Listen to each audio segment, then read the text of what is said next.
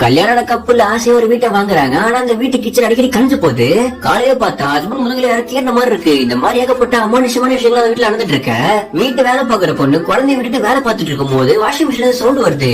நானும் சொல்லிட்டு போய் பார்த்தா அந்த குழந்தை வாஷிங் மிஷின்ல மாட்டிட்டு இறந்து போயிட்டு இருக்கோம். இதுக்கு மேல பொறுக்க முடியாதுன்னு ஹீரோயினும் வீட்டுக்கே ஒரு பேய் ஓட்டுறவங்கள கூட்டு வந்துருவான். ஆனா அவங்க கண்ணுக்கு மட்டும் அந்த பேய் தெரியுது.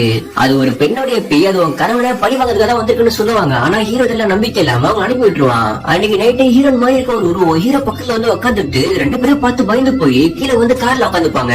அப்பதான் ஹீரோ ஒரு விஷயத்த சொல்ல ஆரம்பிக்கிறான். ஹீரோடைய அப்பா பிளாக் மேஜிக் மூலியமா பணக்காரன் அவனு ஒரு சூரியக்காரி கிட்ட போயிருப்பான். அவளோ நீ உன் பையனைய பொண்ணுக்கு கட்டி வச்சா அவன் பணக்காரன் சொல்ல.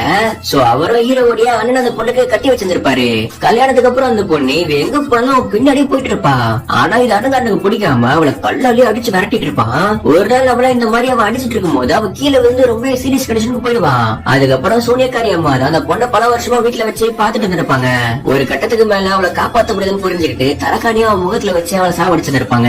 அவளுடைய பேய் தான் என்ன பொண்ணுச்சு இப்ப என்னையும் கொல்ல பாத்துட்டு இருக்கு ஹீரோ சொல்ல.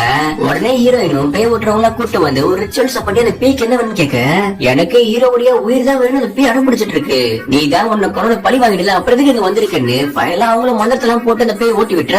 இங்கதான் ஒரு ட்விஸ்ட். ஆக்சுவலா அந்த பொண்ணை காரணம் பண்ணது அவங்க அண்ணன் கிடையாது, ஹீரோ தான். சோ அதனாலதான் இறந்து போன அந்த பொண்ணுடைய பேய் ஹீரோ கொல்றதுக்காக வந்திருக்கும். திரும்ப அவ ஹீரோட ரூமுக்கு ஆவியா வந்து அவனை வாழ்க்கையில இருந்து கீழே தள்ளி விட்டு கொண்டுடுறான்.